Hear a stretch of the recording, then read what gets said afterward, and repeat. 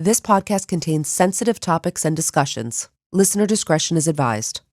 After a young mother suddenly leaves her children on the Crow Indian Reservation in Montana, a strange phone call to her family leaves them questioning her fate. This is the Kimberly Iron story.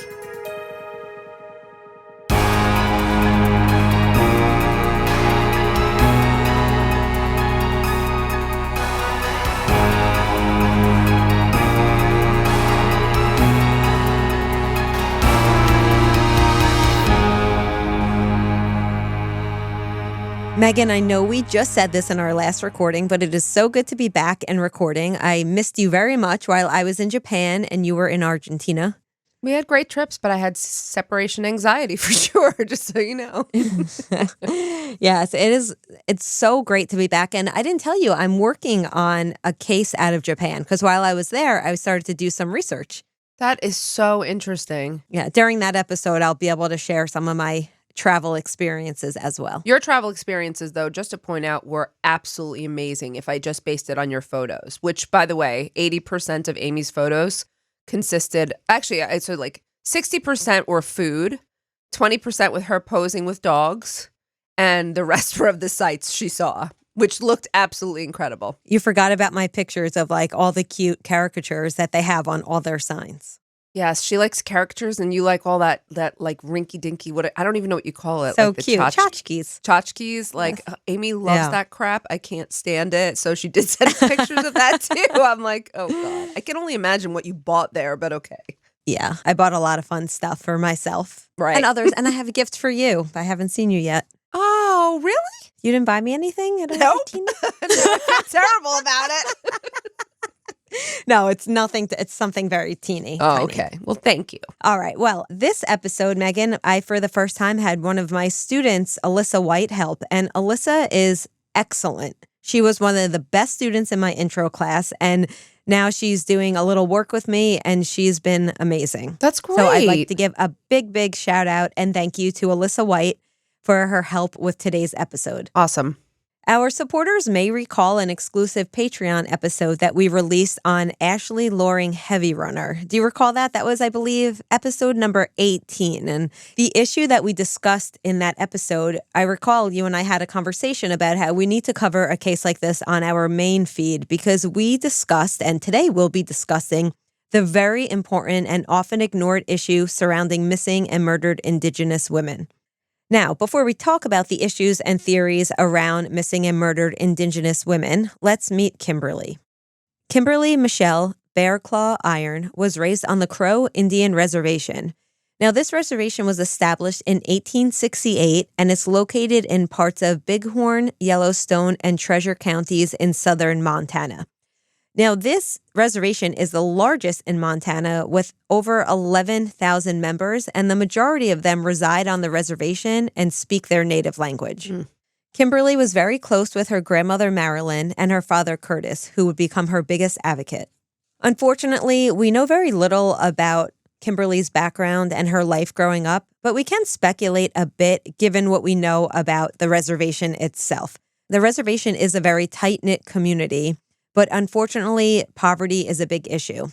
The poverty rate in the reservation was at just 31%, which is higher than the national average. Yeah. So that 31% is a statistic from 2015, and that's in comparison to 13.5% poverty rate for the national average in the U.S. So just so you could see the stark disparity between the two.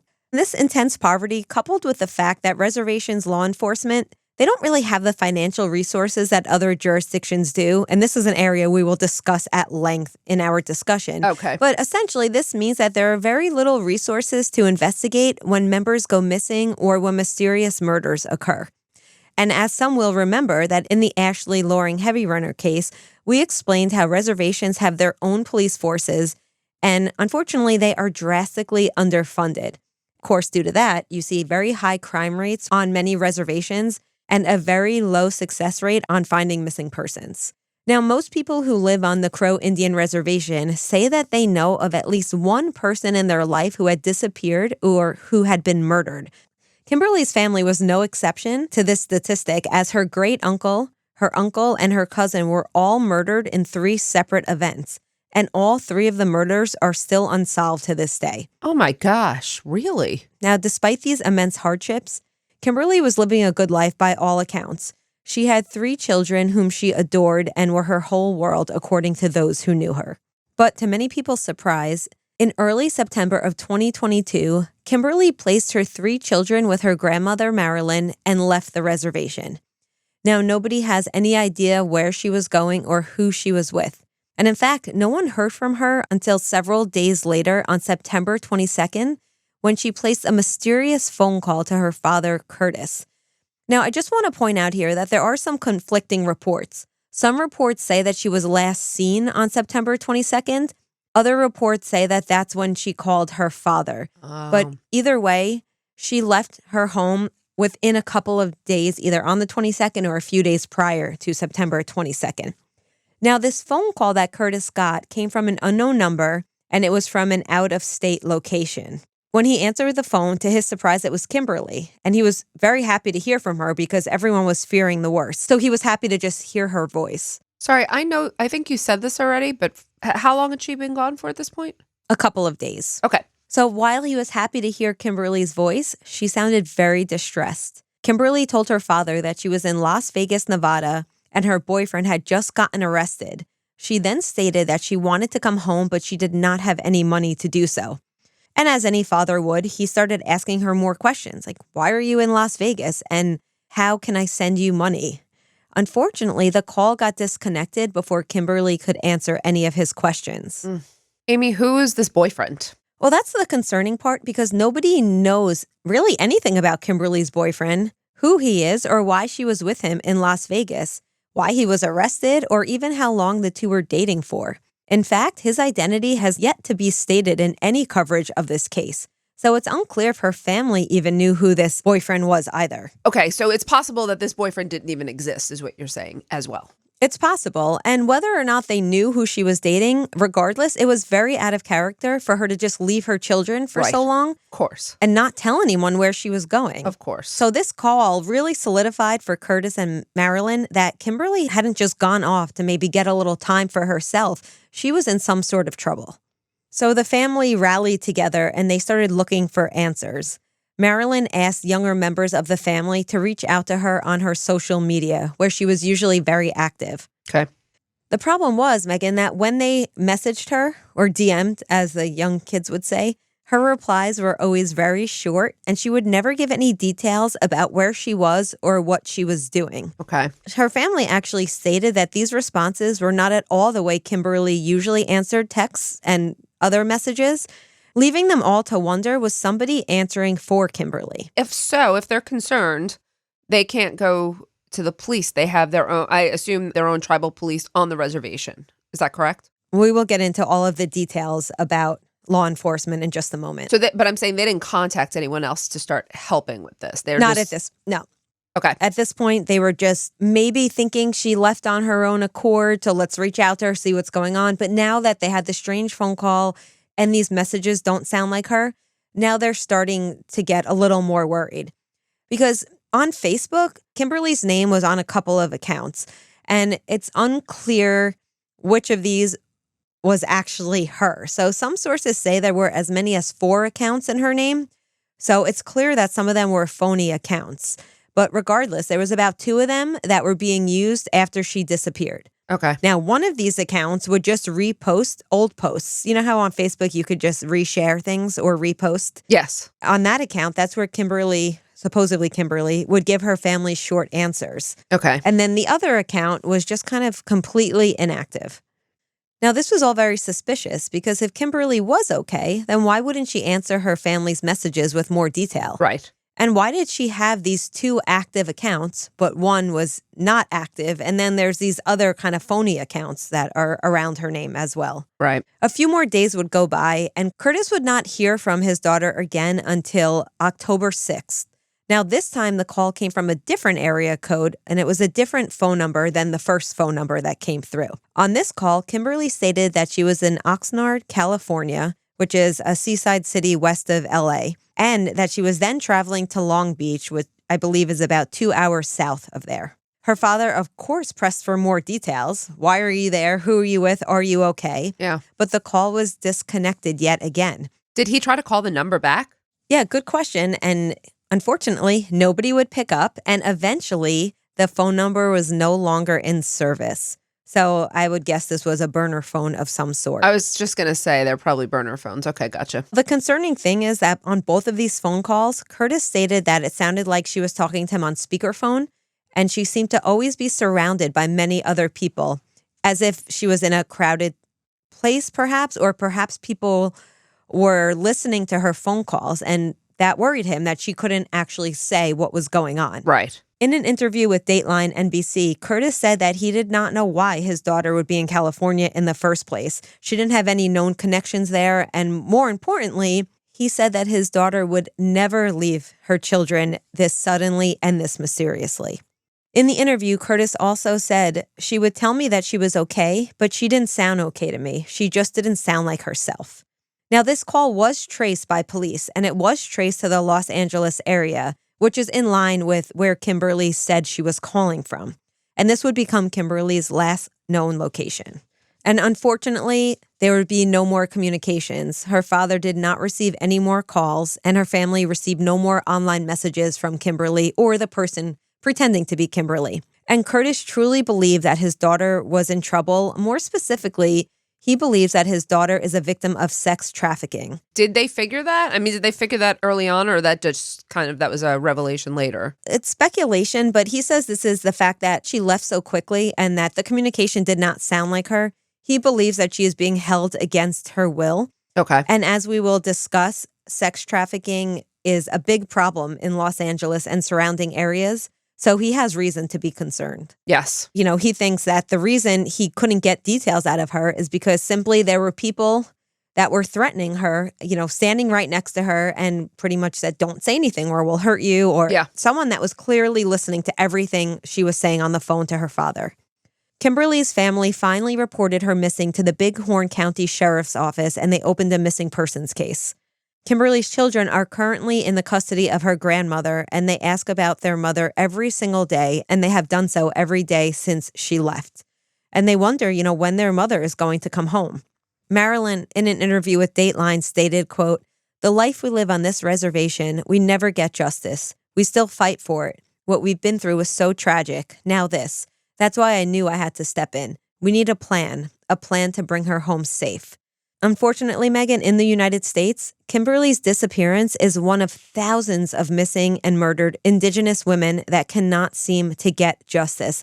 And that's what I want to focus on in this episode. I would like to focus on that too, and I have so much to say about that as well. But I have a question. So that was her grandmother who made that statement? Yes. Do you know when that statement was made? So Meghan, just to remind everyone, she went missing on or around September 22nd, 2020. The last time anyone spoke to her was October 6th, 2020.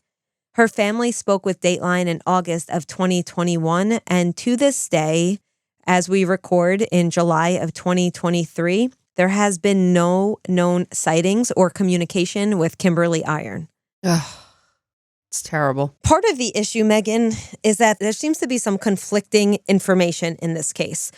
There was a Facebook post on October 20th, 2020, from the account Lost and Missing in Indian Country. And this post says that Kimberly Iron was no longer missing as per Captain Bighorn. Well, what does that mean? The reason this seems to be problematic is there are credible sources that report her as still missing after that date. In fact, even more than a year after that date. There is one YouTube video that says Kimberly Iron has, in fact, been found safe. However, I question the legitimacy. I'm not aware of that YouTube channel, and I'm not sure if the source is legitimate. But, you know, do your own research. Of course, we hope that that is true and that she has, in fact, been found. This also highlights the issue that there's no central place to go to look up these cases. And I think the public has the right to know if a missing person has been found because there are resources still going into cases. Sure. So if she has been found safe, I think it's important that it is known.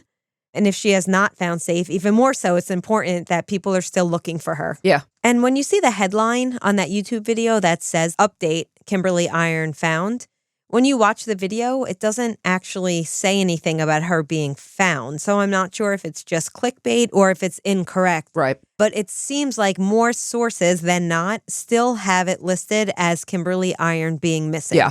And unfortunately, Meghan, this case does not get the attention it deserves, along with thousands of other cases of missing and murdered Indigenous women. The remainder of today's episode will focus broadly on that topic and how our listeners can help bring more attention to Kimberly's case and others just like her. As many of our listeners probably know, the history of Native Americans in the U.S. has not been a peaceful one, to say the least. And this is due to violence and mistreatment that they have suffered for hundreds of years. Yep. And of course, while conditions for Native Americans are comparatively better today than that of their ancestors, Indigenous people, particularly women, need our help. Missing and murdered Indigenous women is an epidemic currently plaguing the United States, and there are simply just not enough resources being devoted to it. According to the National Criminal Justice Training Center, Native Americans are 2.5 times more likely to experience violence than any other race, and 2 times more likely to experience sexual assault and rape. Now, Meghan, this is just what we know. These statistics severely underreport the reality of the situation. Oh, yeah. It depends on exactly what type of crime, but research shows that about 40% of serious violent victimizations aren't reported at all. Yeah, that is correct. What we know about crime is that about 40% is not reported, but that number is estimated to be low, and that a number gets higher when it comes to domestic and sexual assaults. Yeah, so needless to say that the problem is much greater than we are even led to believe. Indigenous women have been going missing for decades, and they have been overlooked due to many reasons. And law enforcement on Native American reservations, they do have some restrictions that we'll be highlighting in just a moment. So I just want to give you some more statistics to highlight just how bad it really is. Okay. In 2020, there were almost 5,300 cases of missing Native Americans, and 578 of those cases were still open by the end of 2020. Most of them were females ranging from infancy to 20 years old. So this is affecting young women mostly. Gosh, infancy, huh? And a staggering 40% of sex trafficking victims are identified as Native women. And this is, again, likely to be an underestimation. So since there are not many records of women who live on these reservations, Native women can be the easiest victims for sex traffickers. Oftentimes, it's not even realized by law enforcement that these women are even missing. Right. So not only are we seeing increased victimization for violent crimes and sex trafficking, there's also a high level of opioid and substance abuse use, homelessness. So these women are in greater danger compared to other women. I talked about this in a previous episode, but from what you're seeing here, your research, are these threats from internal? Are these people they know? Or are these external? Because a lot of the reservations are near work sites and they have, kind of migrant workers coming through. So who's posing the bigger threat here? Or is it both? It is both. I don't know the exact statistics on it, but anecdotally, from doing research and just the cases I've looked at, it seems that the threat seems to come from within. Okay. Or someone outside who's accepted within, because there's jurisdictional issues. Yes, I see. Right? So historically, tribal police could not arrest someone who was not part of the reservation. Right, okay. So a lot of these jurisdictional issues, there's jurisdictional overlaps that makes things a little trickier.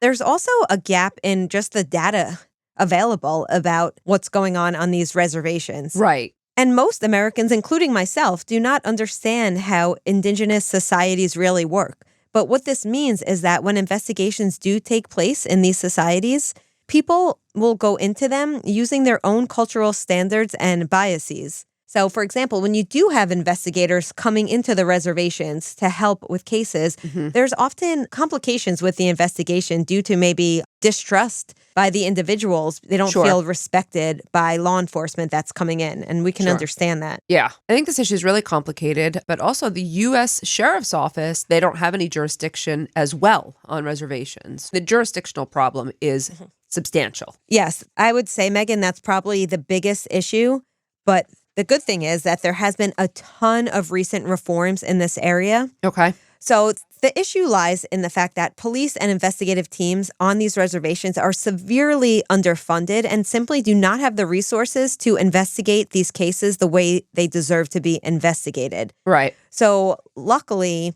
the federal government has stepped in a sense that there has been movement in the right direction. There are some federal laws that have been put in place to help address these issues. Okay. A lot of work has been done under the National Congress of American Indians. This was founded in 1944, and it's the oldest and the largest, most representative American Indian and Alaska Native organization. And they serve broad interests of tribal governments and communities and help out in these areas. Okay. Now, in 2003, they developed a task force on violence against women, and their focus was to enhance the safety of Native women. And then to follow in 2005, Savannah's Act was passed. And this clarified the unique relationship between U.S. and tribes, but most importantly, developed ways that the U.S. could better assist the tribes in the areas in which they needed support. So there has been some movement in the right direction with federal laws acknowledging resources need to be devoted more to these types of crimes.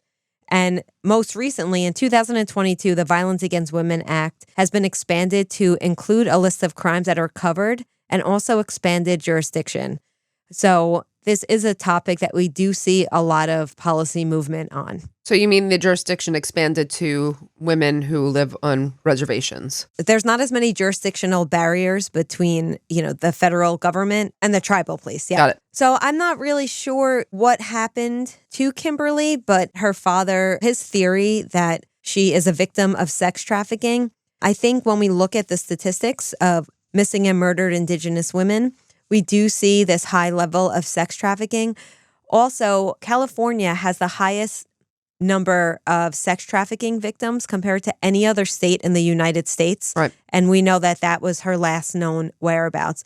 And there are several reasons for this. It could be the proximity to international borders, the number of ports and airports that California has. Sure. Of course, there's also a significant immigration population. So forced labor accounts for some of the human trafficking, but 9 out of 10 cases of human trafficking are actually sex trafficking in California. Okay. So the fact that she was traveling and it seems that there was burner phones, she wasn't able to give specific details about where she was. It definitely seems that she was at the very least taken against her will. The very fact that she was kept alive is an indicator as well, because, most women who are abducted in a stranger situation will be probably assaulted and murdered within a short time. So the very fact that she was alive and making contact for weeks definitely indicates trafficking to me as well. That's a good point. Now, short of that, I don't really have any other theories because we simply just don't know enough about Kimberly to really try to get a better sense of where she could be. But we do hope that she is found safe. Yes, Amy, I would agree with that sentiment. Of course, we hope she's found. We hope that trafficking network would be exposed. We hope there are more protections for these women. There's so many hopes in this case, so many things that can be done too. Just a lot that's possible. Yeah, and I think the U.S. government simply needs to do more in helping Native reservations to have the resources that they need to protect their people and to help investigate when people go missing. Just as important is the need to bring attention to cases like Kimberly's so that people with information can come forward and other women can be saved. I just want to say, not a reality show or anything, but there is a fantastic show called Alaska Daily. Have you heard of this? No, I haven't. Yeah, it's somewhat new in the last maybe year or so. It's with Hilary Swank, and she plays a reporter who relocates to Alaska to work on exposing cases of missing and murdered Indigenous women. And while, again, it's fictional, it's based on so much reality, and there's so much information provided in that show just about why this is happening, the lack of resources, the lack of assistance, the lack of cooperation, and the lack of care that goes into these cases. So I would just say I found it very informative and even helpful in helping me understand a little bit more about this issue.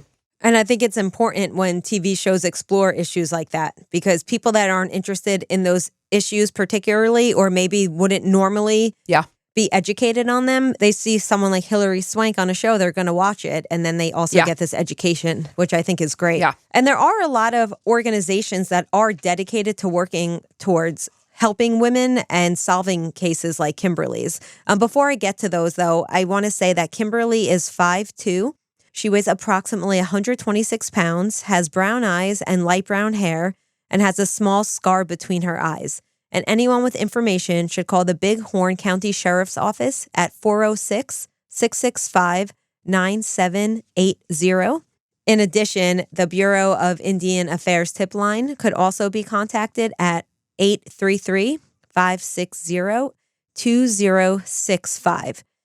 Now, just to end on a little bit of a higher note, because these statistics are so depressing and cases like Kimberly are way too common, there have been some cases where there are missing women who end up being found, and they don't make news as much, but there are a few cases. In fact, just recently, in June of 2023, a woman who went missing in Montana, a 31-year-old woman who was missing for 2 years, was recently found safe. Wow. Yes. And then there is actually another woman who was found in Colorado. Now, she was missing for a couple of days as compared to 2 years. That doesn't seem like a lot, but for her loved ones, still a long time. Oh my gosh. And for her, a long time. And we don't know what she endured. She was located safe and unharmed, and in fact said that she left on her own accord. Okay. And sometimes we see cases like this where adult women decide that they want to leave on their own accord, and they have every right to. It's just that when resources are spent looking for these women, it takes away from other cases. Right. So this woman did the right thing by coming forward. She saw a missing poster that had her face on it, and she came forward to say, no, in fact, you can move on. I'm safe. And the police did investigate to make sure that she was, in fact, safe and not being held against her will. So there are these cases we hear about. We don't hear about them often enough, though. It's nice to see resources that go into investigating the conditions under which these women leave and the reasons why they're leaving. That is a good point. As I mentioned, there are organizations that are dedicated to this type of work. And one that I want to highlight here is the Missing and Murdered Indigenous Women's Organization. Now, they've been working to prevent the targeting of Indigenous women and work with police to help find missing women. And you could get involved in their project and donate to the organization on their website, MMIWusa.org. And you could read more about these stories, about the amazing work they're doing, and about how you can help support their work and support the cause more generally.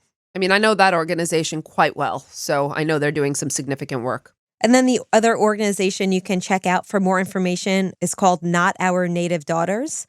That's www.notournativedaughters.org. And that is another good resource that you can check out. But regardless of what you do, at the very least, please read up on these cases, get the information, get educated on these missing and murdered Indigenous women, and spread the word because they need help. I'm glad we see the resources increasing. I want to see so much more.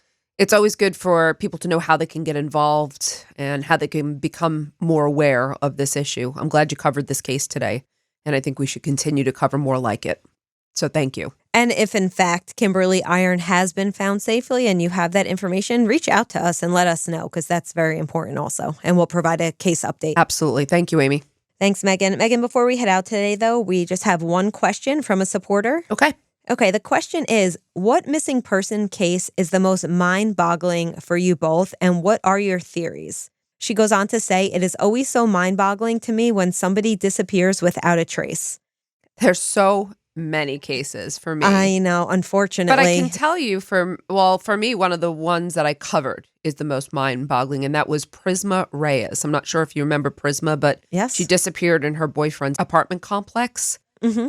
And it is so unknown what happened to this woman. And I still, it bothers me. It boggles me. It blows my mind. Is that the case where she was seen eating lunch with someone and then she went to make a phone call? Yeah, that case is mind-boggling. Yes, that was the same case. She was intoxicated. She got in a road rage incident. But then she just, you see her on camera going into the boyfriend's apartment building. He's nowhere to be found. You don't know who she came out with, if she got out.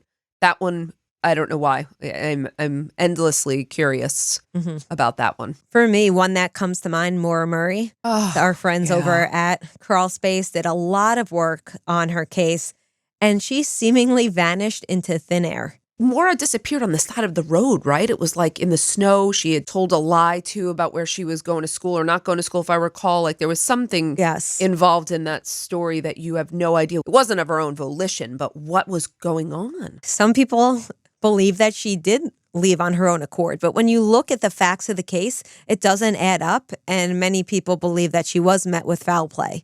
And her family has been instrumental in bringing her case to the forefront and just trying to get answers. Yeah, there are certain ones that really do just baffle us. Like there's missing person cases, I think, for me that I would love to see them found, but I think I have a good idea of what happened. But the ones that vanished into thin air, they do kind of keep you up sometimes at night. So, and they stay with you. Do you know the case of Brian Schaefer? The name sounds familiar, but tell me, please. So Brian Schaefer, since we focus on women, otherwise I would have covered Brian's case, but this was a big mystery. He was a medical student at Ohio State University. And back in 2006, he went out with some friends to celebrate, just spring break, went out for drinks. So a security camera shows him near the entrance of a bar, and it shows him talking to two women. I think it was around like 2 a.m. And then he apparently re-entered the bar, and then he has never been seen or heard from since. And there's no video or eyewitness accounts of him ever leaving the bar. Wow. So it's like he vanished into thin air. So he's been missing for, almost 20 years now. Oh my But goodness. again, it's just, I think, the lack of answers, the lack of evidence that shows that he was taken or he left on his own accord. And, Right. these cases are just, mind-boggling. So in Maura Murray's case, unfortunately, Meghan, I don't know what your theory is, but I tend to think she was met with foul play. I hope that's not the case, but it seems like there's more evidence to suggest that. And then in Brian Schaefer's case, I'm really kind of left dumbfounded on that one. Mm-hmm. What do you think? Do you think maybe he got injured in the bar or he was met with foul play and someone disposed of his body? But it just seems like there were so many people around. How did no one see anything? Well, that's always the perplexing thing. But you're talking about 20 years ago also, so real surveillance society. So yeah, I do absolutely think something happened in the bar and then someone, unfortunately, disposed of his body without being detected. And I know this supporter did not say for several, but I can't believe we're missing one case that we've covered on our show that is just mind-boggling. Do you remember Amy Lynn Bradley? Yes, she went missing on the cruise ship. I believe with her and Prisma, they were both abducted and either sexually assaulted and murdered or trafficked. That would be my theories for both of them. Yes, I believe, unfortunately, that Amy Lynn Bradley probably was trafficked. Whether or not she's deceased, I don't know, Right. but I do believe she was taken for that purpose. But Right. obviously, we could go on forever. I was going to say, this because- question is really just one that we could go through a list of, but thank you for asking. We appreciate Yeah, it. thank you for the question. And as always, thank you all so much for listening today, and we will catch you next time on Women in Crime. Women in Crime is hosted by Meghan Sachs and Amy Shlosberg. Our producer and editor is James Varga. Music composition is by Desert Media. If you enjoy the show, please remember to subscribe and leave a review. You can also support the show through Patreon, where you can get access to additional ad-free content such as virtual happy hours and an extra full-length episode each month. For more information, visit patreon.com/womenincrime.